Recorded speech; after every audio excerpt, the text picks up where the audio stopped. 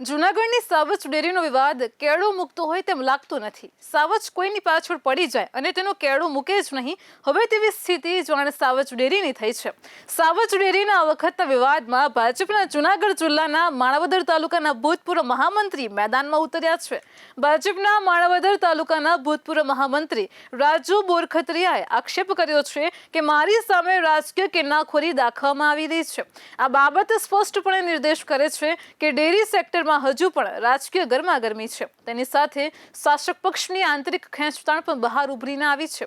આજનો મુદ્દો એ કે રાજકીય કિન્નાખોરી રાખી અને હું આવા કંઈ પણ પ્રશ્ન ઉઠાવું એને હિસાબે રાજકીય કિન્નાખોરી રાખી અને વિના કારણ મારા દીકરાની બદલી બાટવા મુકામેથી માણાવદર માંગરોળ મરીન પોલીસ સ્ટેશનમાં બદલી કરી. એનો એટલે કયા પ્રશ્નો ઉઠાવ્યા હતા અને શું વાત હતી?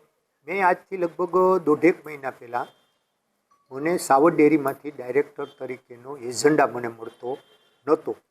એટલે એ બાબત મેં મુખ્યમંત્રી, પાર્ટી પ્રદેશ પ્રમુખ અને સહકાર મંત્રીને પત્ર વ્યવહારથી જાણ કરી. એનો મને કંઈ પ્રત્યુત્તર ન મળ્યો એટલે મેં મીડિયાના માધ્યમથી જાહેર કર્યું બધાને. એનો રાગદ્વેષ રાખી અને મારી દીકરાની બદલી આજથી લગભગ 8-10 દિવસ પહેલાં વિસાવદરની ચૂંટણી પછી બાટવા મુકામેથી માંગરોળ મરીનમાં બદલી કરાવેલી.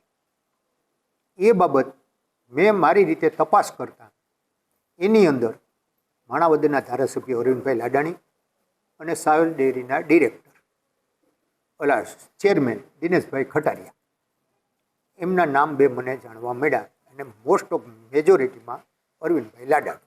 અરવિંદભાઈ લાડાણી જે એમએલએ છે એમના કોઈ લેટર પેડનો કે એના કોઈ ભલામણનો કોઈ ઉપયોગ થયો એવી વાત? જો કોઈ પણ ધારાસભ્ય હોય એને લેટર પેડનો ઉપયોગ એસપીને કરવાની જરૂર પડતી નથી. સરકારમાંથી કાંઈ પણ ઓલું હોય તો એ લેટરનો ઉપયોગ કરતા હોય. આ બધું ટેલિફોનિક થતું હોય, આ સામાન્ય કહેવાય. એટલા માટે બરાબર એટલે મેં મારી રીતે તપાસ કરી તો મને એવું જાણવા મળ્યું કે ભાઈ આ છે એ અરવિંદભાઈ લાડાણીની ભલામણથી કરેલી છે. તમારે બીજું કાંઈ કામ હોય કે કેવું હોય તો તમે કહી દો, હું તમારા દીકરાની બદલી પાછી બાટવા કરી શકું નહીં. રાજુ બોરખત્રિયાએ જણાવ્યું હતું કે સાવજ ડેરીમાં મેં કેટલીક બાબતોને લઈને સવાલ ઉઠાવ્યો હતો અને જાણે મોટી ભૂલ થઈ ગઈ હોય તેમ મારા પુત્રની પોલીસમાં બીજી બદલી કરાવી દેવામાં આવી હતી. મારા પુત્રને રાજકારણ સાથે સ્નાન સૂતકનો સંબંધ નથી. તેમ છતાં પણ મેં ઉઠાવેલા સવાલ પછી મારા પ્રત્યે પક્ષની અંદર જ રાજકીય કિન્નાખોરી દાખવવામાં આવી છે અને તેની કિંમત જાણે મારા પુત્રએ ભોગવવી પડી છે. મારા પુત્રની બદલી બાટવા પોલીસ સ્ટેશનમાંથી માંગરોળ મરીન પોલીસ સ્ટેશનમાં કરવામાં આવી છે. આ બદલી માણાવદરના ધારાસભ્ય અરવિંદ લાડાણી અને સાવજ ડેરીના ચેરમેન દિનેશ ખટારિયાના ઇશારે થઈ હોવાનો આક્ષેપ પણ રાજુ બોરખત્રિયાએ કર્યો હતો. આમ જૂનાગઢના ટાઢા પડેલા રાજકારણમાં ગરમી આવી છે તો ડેરી સેક્ટરનું ગરમાયેલું રાજકારણ વધુ ગરમાયું છે. ભાજપના ભૂતપૂર્વ મહામંત્રીનું સ્પષ્ટપણે કહેવું છે કે મારા પુત્રની કોઈ રાજકીય મહત્વાકાંક્ષા નથી, પણ મારી સામેની રાજકીય કિન્નાખોરીના કારણે તેનો ભોગ લેવામાં આવી રહ્યો છે. આવું પહેલા પક્ષના રાજકારણમાં ક્યારેય ન હતું. તેમણે જણાવ્યું હતું કે હું વ્યક્તિ પૂજામાં માનતો નથી. પક્ષના હોદ્દા ઉપર જે હોય તેના આદેશને માનવો તે પક્ષનો નિયમ છે.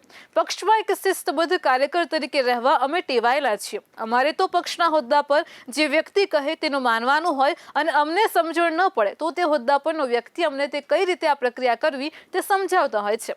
અમારે ત્યાં આ સામાન્ય શિરસ્તો છે. હું પોતે ક્યારેય પાર્ટી લાઇનથી અલગ ચાલ્યો નથી. પક્ષના મેન્ડેટને હંમેશા માન આપ્યું છે અને તેના કારણે તો પક્ષે મને મહામંત્રી સુધીના હોદ્દા ઉપર પહોંચાડ્યો છે.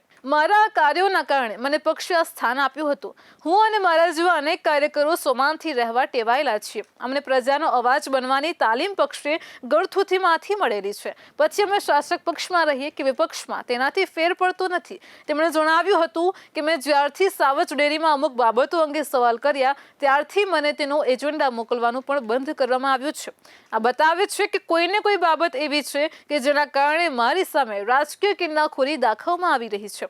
આમ હવે સાવજ ડેરીની સામે આમ આદમી પાર્ટીના ધારાસભ્ય ગોપાલ ઇટાલિયાના આક્ષેપ પછી હવે શાસક પક્ષની અંદરથી જ સૂર ઉઠવા લાગ્યા છે.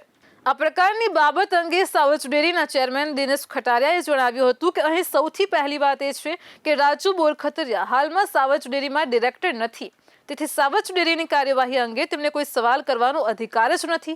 હવે રહી તેમના પુત્રની વાત. તેમનો દીકરો અગાઉ મેંદરડા પોલીસ સ્ટેશનમાં નોકરી કરતો હતો. તે સમયે ત્યાં તે ભ્રષ્ટાચાર કરતા પકડાયો હતો. તેના પગલે પોલીસ વિભાગે તેને સસ્પેન્ડ કર્યો હતો અને પછી તેને ગોધરા ખાતે બદલી કરવામાં આવી હતી. રાજુ બોરખતરિયાએ અમને આ વાત જણાવી હતી. હવે હાલમાં જે બદલી થઈ હોય અને ત્યાં થયેલી આ બદલી કોઈ તપાસ હેઠળ થઈ હોય તો તેની મને ખબર નથી. બાકી આ બધા અંગે હું કશું જાણતો નથી.